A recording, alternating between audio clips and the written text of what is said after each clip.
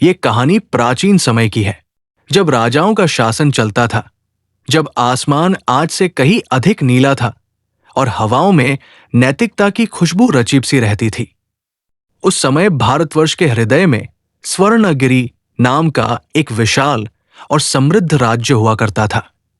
चारों ओर ऊंचे पर्वत, कलकल करती नदियां और घने वन इस राज्य की रक्षा करते थे। यहां के राजा थे महाराज विक्रम सिंह, एक न्यायप्रिय, वीर और दयालु शासक। उनकी रानी सुमति साक्षात लक्ष्मी का रूप थी। स्वर्णगिरी के प्रासाद में जब राजकुमारी अनन्या का जन्म हुआ तो पूरे राज्य में उत्सव का माहौल था। अनन्या अपने माता पिता की इकलौती संतान थी और उनकी आंखों का तारा थी। उसका बचपन रेशमी बिस्तरों, सोने के खिलौनों और सबसे बढ़कर अपार प्रेम के बीच बीता। अनन्या को प्रकृति ने एक अद्भुत वरदान दिया था, उसकी आवाज। जब वो गाती थी तो ऐसा लगता था मानो वन के पक्षी भी शांत होकर उसे सुनने लगते हों। महाराज विक्रम सिंह स्वयं संगीत के प्रेमी थे, इसलिए उन्होंने अनन्या के लिए देश के सबसे कुशल संगीतकारों को नियुक्त किया था। लेकिन अनन्या के लिए संगीत केवल अभ्यास नहीं, बल्कि उसकी आत्मा की अभिव्यक्ति थी। उसकी माता अक्सर कहती थी, अनन्या, तुम्हारी आवाज इस राज्य की सबसे बड़ी शक्ति बनेगी। संगीत दिलों को जोड़ता है और घावों को भरता है। अनन्या अपनी मां की गोद में सिर रखकर मुस्कुरा देती और वीणा की तारों पर अपनी नन्ही उंगलियां फेरने लगती। स्वर्णगिरी के पड़ोस में चंद्रपुर नाम का एक राज्य था। चंद्रपुर के राजा प्रताप सिंह महाराज विक्रम सिंह के बचपन के मित्र थे। दोनों राज्यों के बीच कभी कोई दीवार नहीं रही। मित्रता इतनी गहरी थी कि सुख दुख में दोनों परिवार एक दूसरे के साथ खड़े रहते थे। राजा प्रताप सिंह का एक पुत्र था, राजकुमार आर्यन। आर्यन अनन्या से उम्र में 2 साल बड़ा था। वो शांत, गंभीर और बहुत ही समझदार बालक था। जब भी चंद्रपुर का राजपरिवार स्वर्णगिरी आता, महल की रौनक दोगुनी हो जाती थी। अनन्या और आर्यन का बचपन साथ में बीता। महल के विशाल उद्यानों में दौड़ना, छुपम छुपाई खेलना और घुड़सवारी सीखना उनकी दिनचर्या थी। लेकिन इन सबसे प्रिय था वो समय जब शाम ढलते ही महल की छत पर अनन्या अपनी वीणा उठाती और संगीत की तान छेड़ती। आर्यन मंत्रमुग्ध होकर उसे सुनता रहता। एक शाम जब सूरज डूब रहा था और आसमान में लालिमा छाई थी, अनन्या ने एक बहुत ही मधुर राग छेड़ा। जब वो रुक गई तो आर्यन ने धीरे से कहा, अनन्या, तुम्हारी ये धुन मुझे हमेशा याद रहेगी। चाहे मैं कहीं भी रहूं, अगर मैं ये राग सुनूंगा तो समझ जाऊंगा कि तुम आसपास ही हो। अनन्या ने हंसकर कहा, तो क्या तुम मुझे भूल जाओगे, आर्यन? आर्यन की आंखों में एक अजीब सी गहराई थी। उसने कहा, कभी नहीं। ये संगीत हमारा सेतु है जो हमारे दिलों को जोड़कर रखेगा। जहां एक ओर प्यार और संगीत की गंगा बह रही थी, वहीं महल के एक अंधेरे कोने में ईर्ष्या का जहर धीरे धीरे पनप रहा था। महाराज विक्रम सिंह के छोटे भाई महेंद्र सिंह, जो राज्य के प्रधानमंत्री भी थे, के मन में सत्ता की भूख थी। महेंद्र सिंह चतुर, षड्यंत्रकारी और अत्यंत महत्वाकांक्षी व्यक्ति थे। उन्हें ये बात चुभती थी कि वह राजा के भाई होकर भी केवल एक मंत्री है। उनकी पत्नी सुलेखा और उनका पुत्र भानु भी उसी मानसिकता के थे। भानु अक्सर अनन्या और आर्यन की मित्रता को नफरत भरी नजरों से देखता था, क्योंकि उसे संगीत से चिढ़ थी और वो खुद को सबसे श्रेष्ठ मानता था।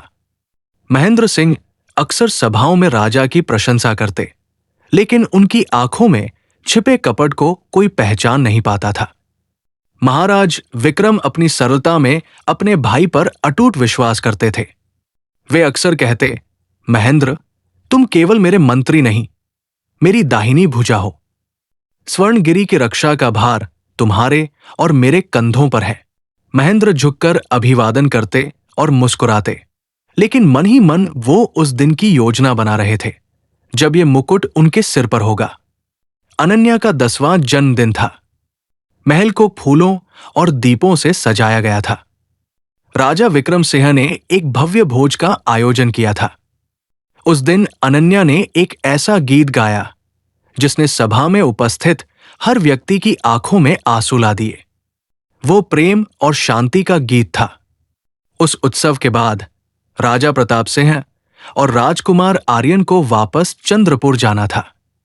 विदाई के समय अनन्या ने आर्यन को एक छोटा सा उपहार दिया, एक छोटी सी बांसुरी। जब भी तुम्हें मेरी याद आए इसे बजाना, अनन्या ने कहा। आर्यन ने मुस्कुराते हुए वादा किया, मैं इसे हमेशा अपने पास रखूंगा और वादा करता हूं जब हम अगली बार मिलेंगे मैं तुम्हें इस पर तुम्हारी पसंदीदा धुन बजाकर सुनाऊंगा। वे नहीं जानते थे कि नियति उनके लिए क्या खेल रच रही थी। वो अनन्या के सुखद बचपन का आखिरी उत्सव था। सावन के काले बादलों की तरह दुख और संकट के बादल स्वर्णगिरी की ओर बढ़ रहे थे। महेंद्र सिंह ने अपनी योजना को अंतिम रूप दे दिया था। वो जानता था कि राजा विक्रम और राजा प्रताप की मित्रता ही उसकी सबसे बड़ी बाधा है।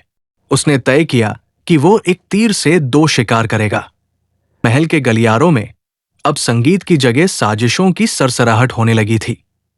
अनन्या, जो अब किशोरावस्था की दहलीज पर कदम रख रही थी, बेखबर थी कि उसके माता पिता का प्यार और उसका वो जादुई संगीत जल्द ही एक भयानक तूफान में खोने वाला था। स्वर्णगिरी के आकाश पर मंडराते काले बादल केवल वर्षा का संकेत नहीं थे, वे उस विनाश की पदचाप थे जो इस हंसते खेलते राज्य को लीलने वाला था। महाराज विक्रम सिंह और राजा प्रताप सिंह की मित्रता की मिसालें आज भी दी जाती थी, लेकिन यही मित्रता अब महेंद्र सिंह के लिए सबसे बड़ा कांटा बन गई थी। महेंद्र सिंह ने अपनी योजना को बहुत ही बारीकी से बुना था। उसने राज्य के सीमावर्ती इलाकों में कुछ लुटेरों को चंद्रपुर के सैनिकों की वेशभूषा में तैनात कर दिया था। ये लुटेरे आए दिन स्वर्णगिरी की जनता को परेशान करते और पीछे चंद्रपुर का नाम छोड़ जाते। महाराज विक्रम सिंह को जब यह सूचना मिली तो उन्हें विश्वास नहीं हुआ। प्रताप ऐसा कभी नहीं कर सकता, विक्रम सिंह ने राज्यसभा में गरजते हुए कहा। महेंद्र सिंह ने बड़ी विनम्रता से सिर झुकाया और बोले, महाराज, मैं भी यही मानता हूं, लेकिन प्रजा के घाव सच बोल रहे हैं। शायद राजा प्रताप को इसकी खबर न हो, या शायद सत्ता का मोह मित्रता से बड़ा हो गया हो। हमें एक बार मिलकर उनसे बात करनी चाहिए। विक्रम सिंह ने सोचा कि आमने सामने की बात ही सब सुलझा देगी। उन्होंने महेंद्र सिंह के सुझाव पर सीमा के पास स्थित अंधेरी घाटी में एक गुप्त मिलन का संदेश राजा प्रताप को भेजा। पत्र भेजने का काम भी महेंद्र सिंह ने किया, लेकिन उसने पत्र बदल दिया। राजा प्रताप के पास जो संदेश पहुंचा उसमें लिखा था कि विक्रम सिंह उनसे युद्ध करना चाहते हैं और उन्हें चुनौती दे रहे हैं। पूर्णिमा की रात थी। महाराज विक्रम सिंह और महारानी सुमति केवल कुछ अंगरक्षकों के साथ अंधेरी घाटी पहुंचे। वे शांति की आशा में थे, लेकिन वहां उनका स्वागत मौत के सन्नाटे ने किया। घाटी के चारों ओर महेंद्र सिंह के भाड़े के सैनिक छिपे थे। जैसे ही महाराज और महारानी का काफिला घाटी के मध्य पहुंचा, चारों ओर से बाणों की वर्षा होने लगी। अंगरक्षक एक एक करके गिर गए। महाराज विक्रम सिंह ने अपनी तलवार निकाली, लेकिन वे अपनों से लड़ने की तैयारी में नहीं आए थे। तभी अंधेरे से निकलकर महेंद्र सिंह सामने आया। उसके हाथ में एक खंजर था जिस पर चंद्रपुर का राजचिन्ह खुदा हुआ था। महेंद्र, तुम यहां? विक्रम सिंह ने घायल अवस्था में पूछा। महेंद्र के चेहरे पर एक कुटिल मुस्कान थी। भाई साहब, मुकुट आपके सिर पर शोभा नहीं देता, ये अब मेरा है। विक्रम सिंह चिल्लाए, ये तुम क्या कह रहे हो? तुम मेरे भाई हो। भाई?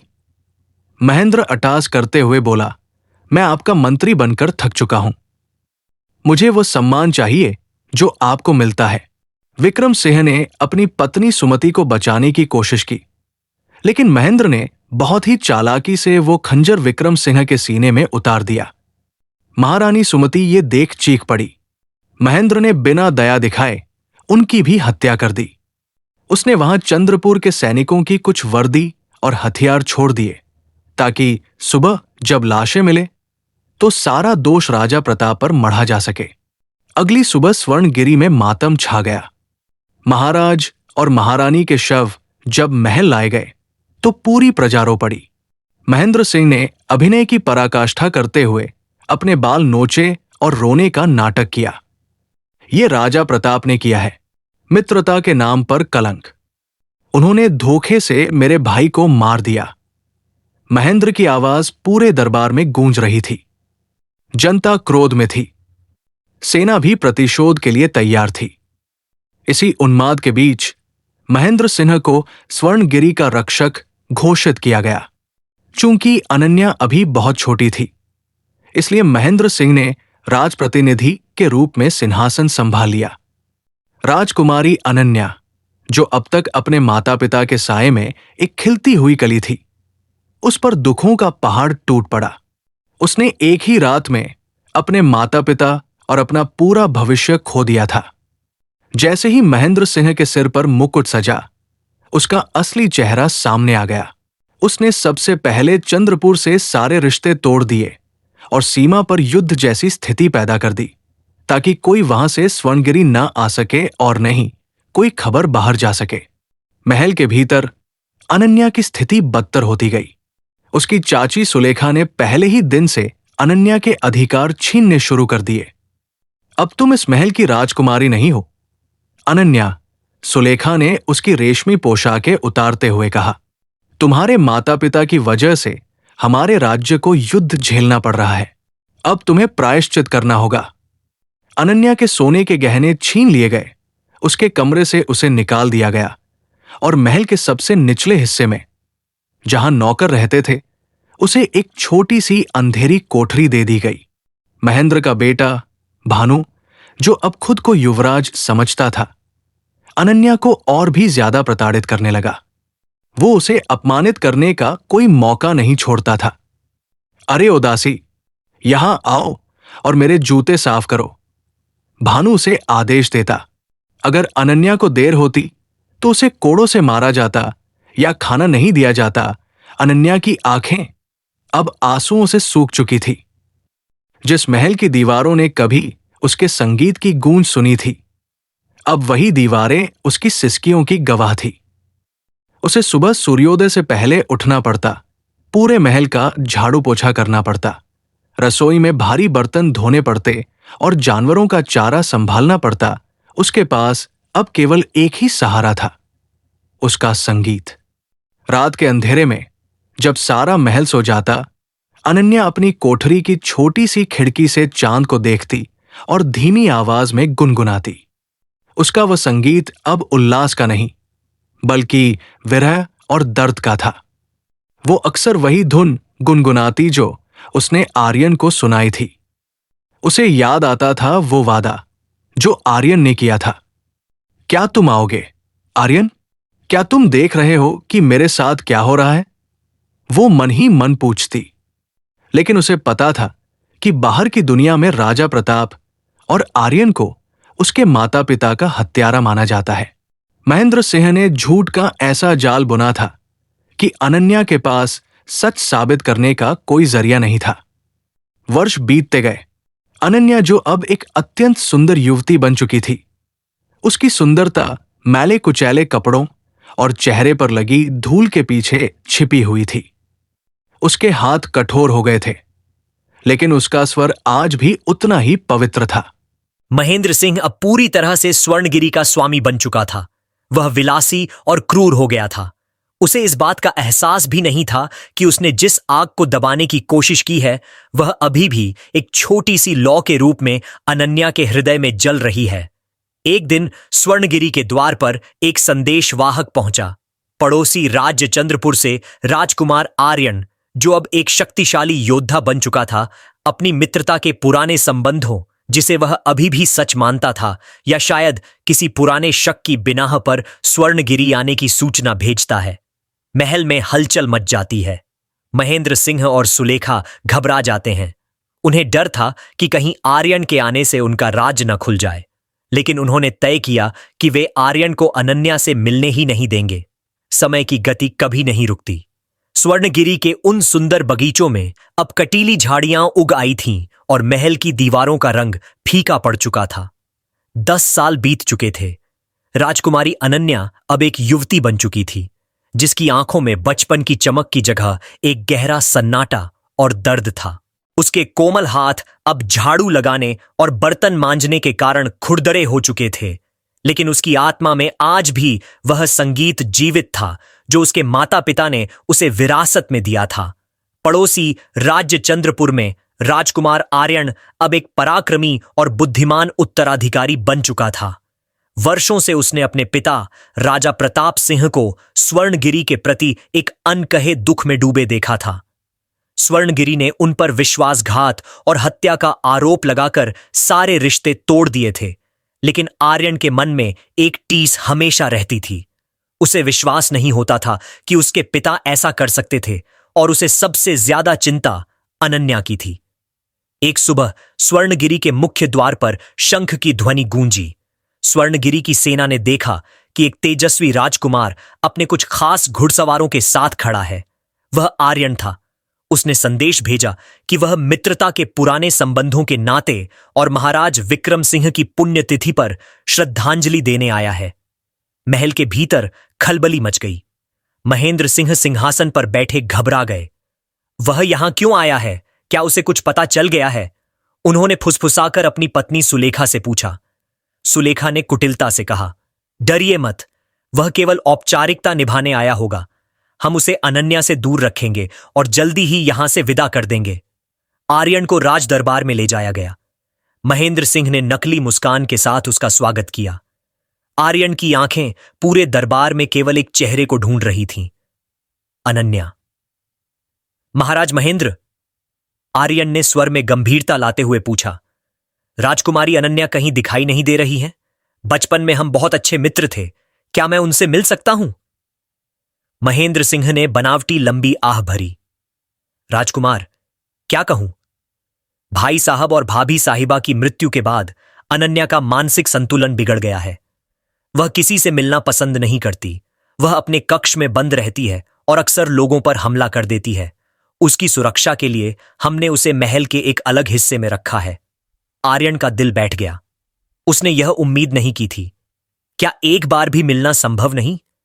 सुलेखा ने बीच में टोकते हुए कहा, नहीं राजकुमार, हकीम ने उसे पूर्ण एकांत में रखने की सलाह दी है। आपसे मिलकर उसकी स्थिति और बिगड़ सकती है। उसी समय महल के सबसे ऊपरी हिस्से की एक छोटी सी खिड़की से अनन्या नीचे आंगन में खड़ी उन शाही टुकड़ियों को देख रही थी। उसकी नजर अचानक उस ऊंचे चौड़े कंधों वाले युवक पर पड़ी जो महेंद्र सिंह के साथ खड़ा था। उसके गले में वही ताबीज था जो आर्यन बचपन में पहनता था। आर्यन! अनन्या के होंठ थरथराए। उसकी आंखों से आंसुओं की धार बह निकली। वह जोर से चिल्लाना चाहती थी, आर्यन, मैं यहां हूं, मुझे बचा लो, ये लोग झूठे हैं। लेकिन उसे पता था कि अगर उसने आवाज दी तो भानु और महेंद्र सिंह उसे मार डालेंगे। जैसे ही आर्यन जाने के लिए अपने घोड़े पर सवार हुआ, उसका मन अशांत था। उसे कुछ गलत लग रहा था। तभी ठंडी हवा के झोंके के साथ एक अत्यंत मधुर लेकिन मर्मस्पर्शी धुन उसके कानों में पड़ी। यह वही संगीत था, वही सेतु राग जो अनन्या ने बचपन में उसे सुनाया था। ऊपर खिड़की पर अनन्या ने अपनी सारी ताकत अपनी आवाज में झोंक दी थी। वह गा रही थी, स्मृतियों के वन में जो दीप जला था, समय की आंधी में वह आज भी खड़ा है। आर्यन अचानक रुक गया। उसने सिर उठाकर ऊपर देखा। खिड़की बहुत ऊंची थी और वहां केवल एक साया दिखाई दे रहा था।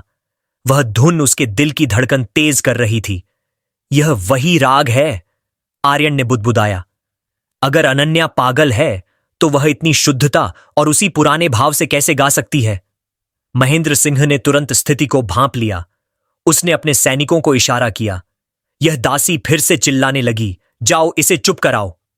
उसने आर्यन से झूठ बोला, देखा राजकुमार, यही वह पागलपन है जिसकी मैं बात कर रहा था। वह अक्सर इसी तरह डरावनी आवाजें निकालती है। आर्यन ने महेंद्र की आंखों में देखा। वहां डर था, सम्मान नहीं। आर्यन समझ गया कि यहां कुछ बहुत बड़ा रहस्य छिपा है। वह बिना कुछ कहे वहां से विदा हो गया, लेकिन उसके दिमाग में अब एक ही लक्ष्य था, सच्चाई का पता लगाना। जैसे ही आर्यन की टुकड़ी महल के द्वारों से बाहर निकली, सुलेखा गुस्से में अगबबूला होकर अनन्या की कोठरी में पहुंची। अनन्या अभी भी खिड़की के पास बैठी रो रही थी। तेरी हिम्मत कैसे हुई गाने की? सुलेखा ने अनन्या के बाल पकड़कर उसे जमीन पर पटक दिया। तू चाहती थी कि वह राजकुमार तुझे यहां से ले जाए। भूल जा, तू यहीं मरेगी, इसी गंदगी में। उसी समय भानु भी वहां आ गया। उसने अपने हाथ में एक कोड़ा लिया हुआ था। मां, इसे ऐसे समझ नहीं आएगा। इसे आज रात का खाना नहीं मिलेगा और इसे पूरे अस्तबल की सफाई अकेले करनी होगी। अनन्या पर जुल्म और बढ़ गए। उसे पूरी रात सोने नहीं दिया गया। भूखी प्यासी वह घोड़ों की लीद साफ करती रही, लेकिन उसके मन में एक नई उम्मीद जागी थी। आर्यन ने ऊपर देखा था। क्या उसने उसे पहचान लिया? स्वर्णगिरी से कुछ मील दूर आर्यन ने अपने सैनिकों को वापस चंद्रपुर भेज दिया। तुम लोग जाओ और पिताजी से कहो कि मैं कुछ दिनों तक यहीं रुकूंगा। मुझे एक पुराने मित्र का कर्ज उतारना है। आर्यन ने अपनी शाही वेशभूषा त्याग दी। उसने एक साधारण व्यापारी सोडाल मर्चेंट के कपड़े पहने, अपनी दाढ़ी थोड़ी बढ़ाई और चेहरे पर कुछ धूल मल ली ताकि उसे कोई पहचान न सके। वह जानता था कि एक राजकुमार के रूप में वह महल के भीतर की सच्चाई नहीं जान पाएगा, लेकिन एक व्यापारी बनकर वह महल के रसोई घर और गलियारों तक पहुंच सकता था। उसने अपने घोड़े पर कुछ कीमती कपड़े और सुगंधित इत्र लाद लिए और दोबारा स्वर्णगिरी की ओर चल पड़ा। इस बार वह व्यापारी विक्रम अपना नाम बदलकर के रूप में जा रहा था। महल के द्वार पर उसे रोका गया, लेकिन उसने द्वारपालों को कुछ स्वर्ण मुद्राएं रिश्वत के रूप में दी। मैं सुदूर पूर्व से आया हूं। मेरे पास ऐसे इत्र हैं जिनकी खुशबू महाराज के दरबार को महका देगी। भानु, जो विलासिता का शौकीन था, उसने जब इन इत्रों के बारे में सुना तो उसने तुरंत इस नए व्यापारी को महल के भीतर बुलाने का आदेश दिया। आर्यन जब महल के आंगन में दाखिल हुआ तो उसका दिल जोर जोर से धड़क रहा था। वह हर तरफ उस लड़की को ढूंढ रहा था जिसके पैरों में कभी पायल छनकती थी, लेकिन अब शायद बेड़ियां थीं। क्या आर्यन अपने बचपन की प्रेम को बचा पाएगा? आगे की कहानी जानने के लिए कमेंट करें नेक्स्ट पार्ट। आप लोगों का धन्यवाद।